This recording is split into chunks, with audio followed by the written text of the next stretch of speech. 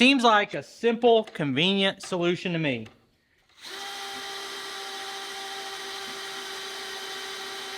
Hey, it's Brock here with Rock Hill Farms, and today we're going to make some modifications or upgrades to my new Woodland Mills HM130 Max sawmill. Now, I haven't had this mill very long, and I've only milled a few logs on it, but I do have some previous experience on sawmills, and I've spent a tremendous amount of time watching other YouTube videos about this sawmill, and in the Woodland Mills Facebook groups, reading through posts and looking at pictures of all the things that other people have done to kind of upgrade this mill. Now, it works great the way it is, and I'm not talking about any kind of like large wholesale changes. I'm talking about just little tweaks that make things easier. So, first thing I've got to do is get all this wood that's on top of the mill stacked off and properly stickered, but I'm not going to bore you with that. I'll be back in just a minute and we'll start on some of those modifications. I said I was going to clear all this off camera and then come back, but actually the process of clearing this tells the story of the first change I want to make. And this one isn't a modification to the mill, it's just a little setup. So as I go through to stack all this, I'll give you a close-up here. This is all covered in dust and it's wet, which can cause your wood to mold and mildew.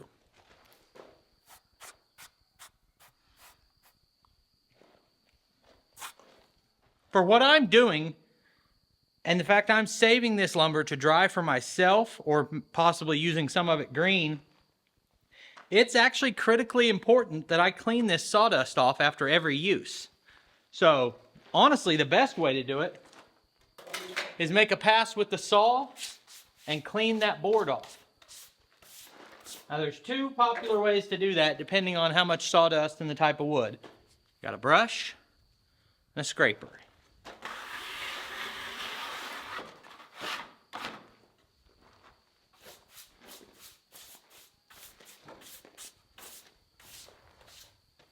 So my first little hack is to hang a brush and a scraper right here at the mill where it's automatic and convenient to clean each piece of wood after I'm done with it. So let's do that real quick. To make this video, I did go to Walmart and Harbor Freight, and I was buying other things, so I didn't keep track of the exact total, but I didn't spend very much money. I bought some of these bolts, anchor bolts. These were like $1 or something. I bought this little brush, I bought this. Like I said, I didn't spend very much money, but I did buy a few things. And what I really wanted, I bought both of these with a hole in them so they could just hang on a hook. But I didn't really see open hooks with the kind of threads I wanted on them. So I'm gonna cut the end of this hook off right here so this will slide over and just drill a hole and screw these in.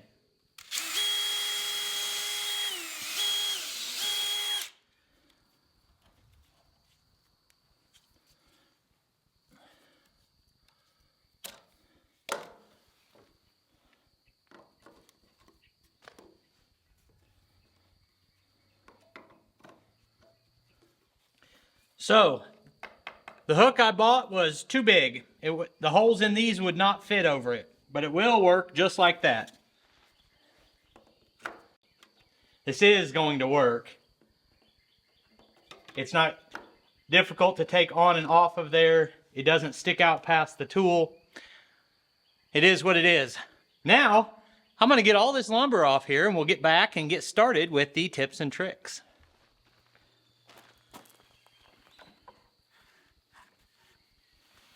All right, so I've got my little stack of lumber here, and now I think we'll start marking our log stops. At the beginning, I kind of described this as we were going to do hacks and modifications, and we haven't done any modifications yet, but they are coming. But this one is just a simple hack. So if you spend time on the Woodland Mills Facebook group, everyone talks about joining the club, and they act like it's a automatic, guaranteed thing that everybody saws their log stops. And because I'm talking about it, I'll probably saw mine next time I do anything. But one little trick is to mark your log stops with a permanent mark every inch. So when I set these, I can know that I set this 5 inches up, and then I'll put a corresponding mark on my height scale where I adjust the height of the mill head, and I'll know that when I set my log stops, I put them all at 3 inches, so don't go below 3 inches. All 5 of these are marked, and I'll probably always have a tape measure out here. Might even hang one on the side of the mill, but we've actually got a crude measurement device here if you want it. Now let's make some corresponding marks on the height gauge. Current blade height is 12 inches, so I'm going to slide this magnet down to 12 inches and put a mark up at the top. Now I mentioned that currently my plan, the way I'm going to do it, is if I have a square cant and I want to work off that cant, I'm going to move this until it's at an even number on my 4/4 scale. I'm at 8 inches. Now I'll go down 1 mark at a time. And then if I roll that cant over, now the top of it's in between those marks, I'll just move the scale down. I'm going to move these around depending on the situation. But anytime I want to work from the base, I now slide that to my mark there, and I know how high the blade is. So having reference marks on there is pretty handy.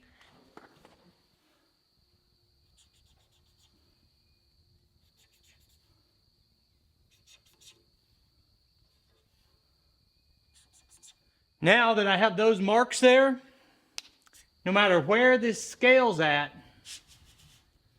any time I can go to my 10-inch mark.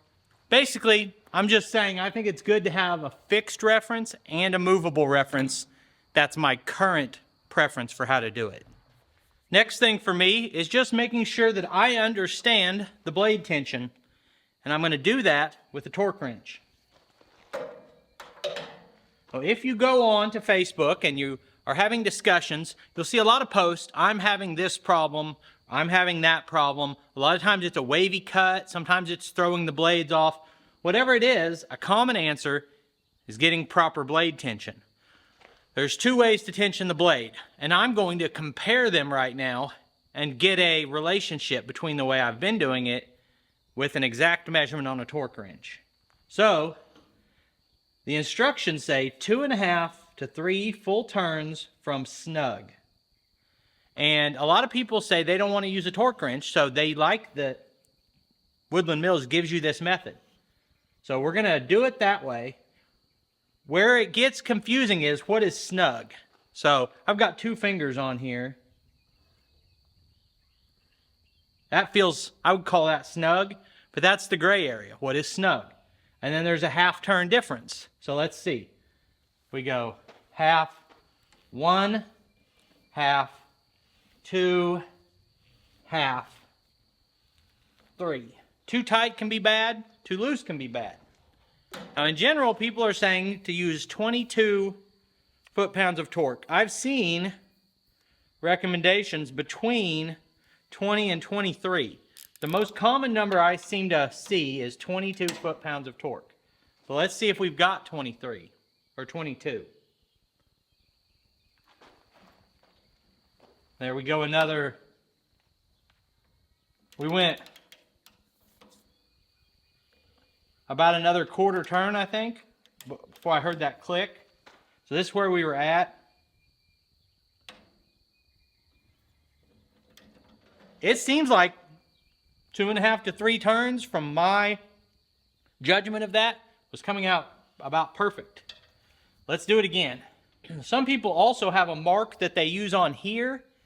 I don't like the idea of that because there's Belleville washers in here, and as those compress, which might take years, it probably does take years, but in theory, as those Belleville washers, and if you're not familiar with Belleville washers, they've got a curve to them, and they're alternate like this, and it makes like a spring.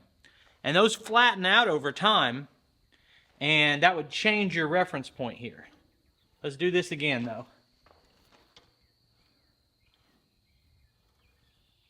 I'm going to call this snug right there.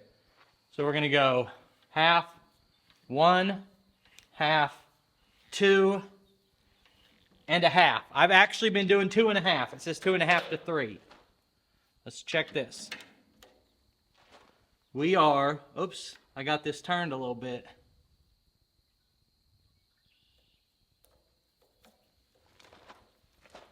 There's 22.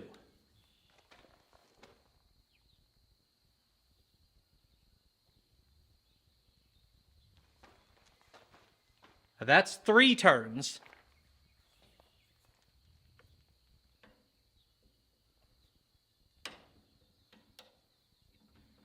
So this is giving me 22 pounds is 3.25 turns from what I call snug. So not enough difference to really matter. Now I'm not sawing right this minute, so I want to take this pressure off.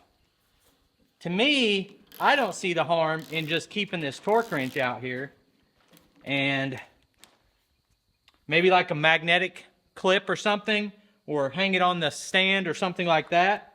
The next thing we're going to try is actually a modification to the mill, but it's a temporary modification, and if I don't like it after the fact, I can always put it back. And Woodland Mills has their own custom built or factory option for this. And what I'm talking about is an electric mill head height adjustment. And I'd love to have their version. I wish I had got it with the mill, but I didn't. And I'm gonna wait to order anything else until I've ran it longer and I can kind of bulk order and save on shipping. So right now, I'm gonna take this handle off and see if I can set up my own way to raise and lower the mill head. I actually don't know how this goes together because this was pre-assembled on the mill. So I don't know what's under here or how I'm gonna set this up. But I started with the fact there's only one thing here that has a bolt or looks like it's meant to be taken on and off. There's another nut right here on a set screw. See what happens if we take that loose. Okay. Took a little bit of finagling with it, but once I turned that screw out, I was able to pull this spring off. You guys take notes as I'm doing this so we can figure out together how to put it back when this doesn't work. And we've got a roll pin right here to take this bracket off. Let me go see if I can find a punch.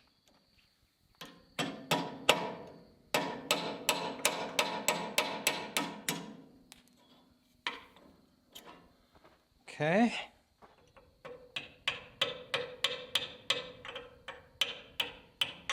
I have a habit of taking things apart and then not being able to remember how it went together. So it's pretty cool to be able to look at my own video and see that. But if you're not recording what you do, a couple pictures can help.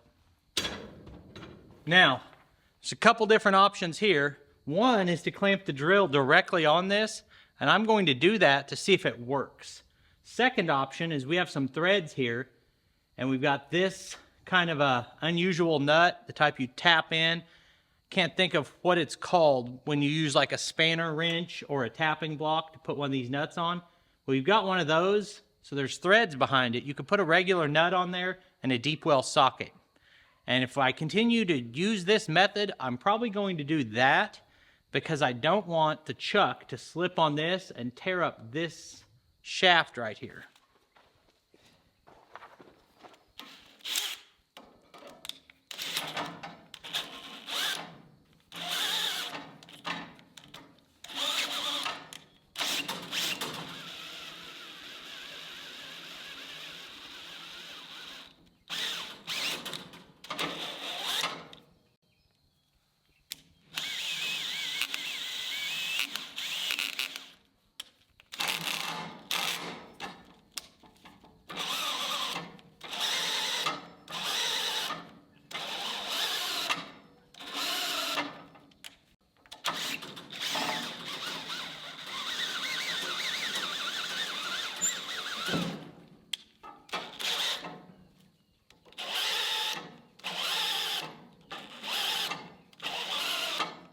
This specific drill is having a hard time running that.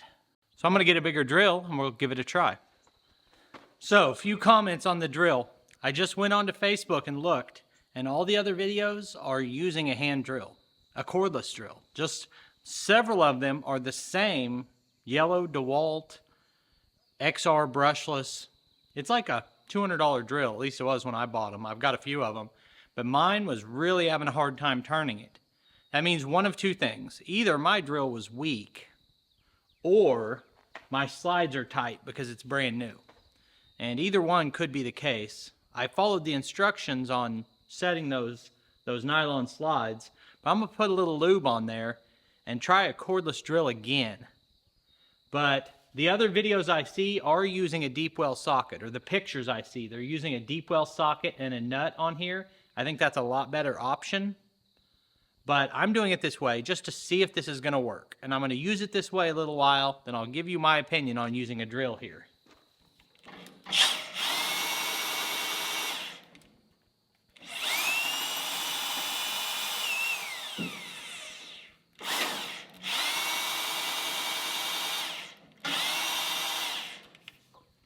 Now, I also read some arguments online about whether you were smart or lazy by running this with a drill.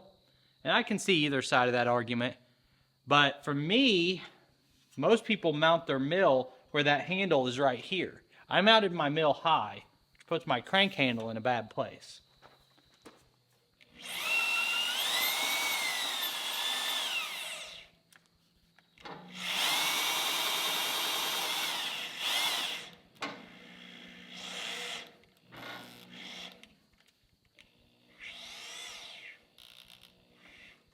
I was just checking to see if you could run it slow enough to get an exact measurement on there. And you can. So I like the drill.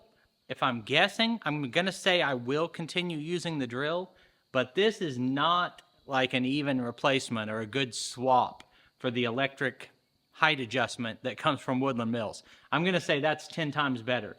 But, you know, if you're tight on money and you already have a drill, this is an option.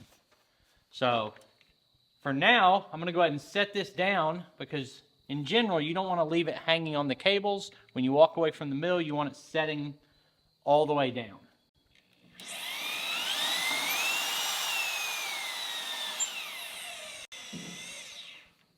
Okay, and I've backed the tension off the blade. Next modification. So I've taken a 2x12, 40 inches long, off of the mill, just kind of scrap wood. This tapered towards the end as the log got smaller, but it's still really wide on this piece. I've just laid it across my stand. I went to Walmart, and I think this jack was like $35, scissor jack. And the combined height of this jack and that piece of wood is about 5.5 inches. These planks right here are 6 inches. So I was thinking I would have to put this board across my stand, but turns out I can actually put it up here on the rails. So this one's going to work whether you have a stand like mine or not.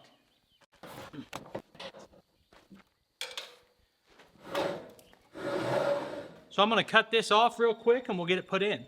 Keep in mind that anything you see me doing out here that has a cord is running off this Geniverse. Been really happy with it so far.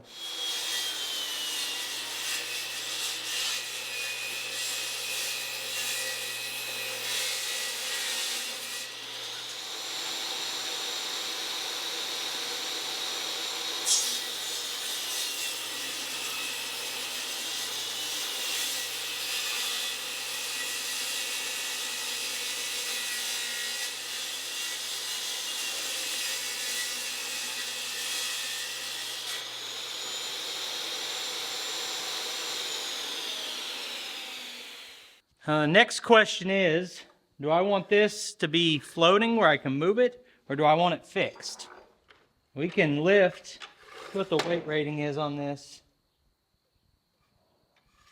3,000 pounds. So this should be able to handle almost anything I can put onto this mill. It's just some pretty thin metal here. I'm just going to drill some holes and screw this down to the board, and I'll be able to adjust the height of the small end of the log to center the pith. Comes in handy. At this point, I'm trying to decide how far back I want the center of gravity on this to be, and we won't be using it with a square cant, so it won't be on these. It'll be It'll be used with log stops. So log stops here. Center of the log could be anywhere from here out to here. I think I'm going to put the center of it about there. And it's something that we can easily move. You know, I'm just attaching it with some deck screws.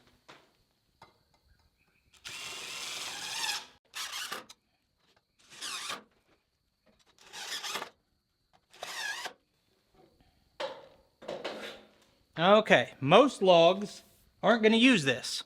In my experience, for what I'm doing, the rough cut material, and it doesn't have to be precise. So most of the time this is going to sit right here, and it's, I don't know, an inch or so lower than the log stop or the log deck here. So most of the time it'll just sit out of the way.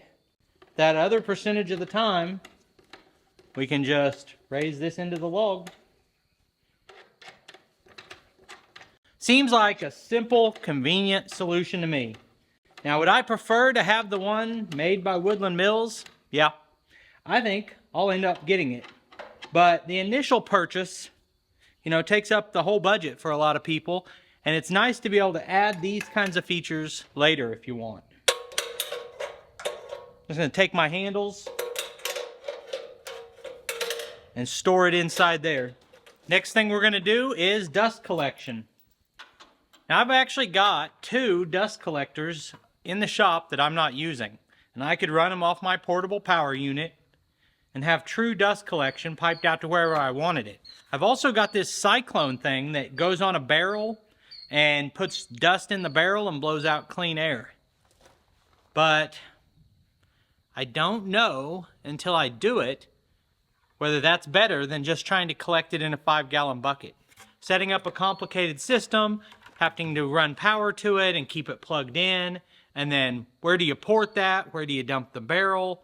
It may be better or it may be worse than just hanging a 5-gallon bucket like I've seen a lot of people do. And the way this works is you've got a chute that starts about here and comes up to here, and that's where your sawdust comes out here. Some of it comes down, a lot of it comes out this way. So if you can just hang a bucket right here, you'll catch 90% of it. And hanging it like this will let a ton out this way. So the more you can pull it up and have the bottom of the bucket pressed against that, the more it's going to kick the bucket out this way and make it work. Now, I've seen different ways. Some people have hung it on like this, on just the existing bolts, or replaced the existing bolt with something. The way I'm going to mount this will have an effect. It will mean I can't open the door 180 like it is right now. It'll limit the opening of the door to like this angle, but I can't think of any scenario where it's going to be a problem to not be able to open the door further. And if it was, you just take the nut off of that. So I don't see where this is going to hurt anything. It's really just a matter of deciding how high we want this bucket. So for that here, I think we want it right about there. There's a bracket behind this that holds your hinge points, so you want to miss that for sure.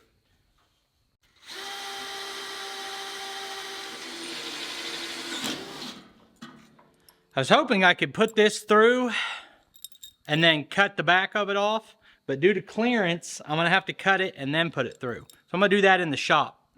So this bolt is going to go right through here, and there's probably 2.5 inches of clearance there. So I've cut the bolt down so it can still be tight the way I want it, but I only want the nut coming through about that far so we don't have any problems with the blade rubbing that.